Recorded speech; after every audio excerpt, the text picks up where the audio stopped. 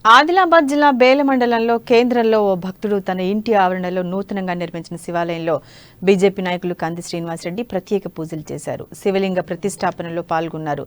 బేలకు చెందిన శివభక్తుడు సంజయ్ నిపుంగే భక్తితో దేవుడి పేరిట పొదుపు చేసిన డబ్బులతో ఆలయాన్ని నిర్మించడం విశేషం. ఈ కార్యక్రమంలో రైల్వే బోర్డు మెంబర్ జీవి రమణ, రాము, కృష్ణ, స్విప్నల్, స్థానిక భక్తులు పాల్గొన్నారు.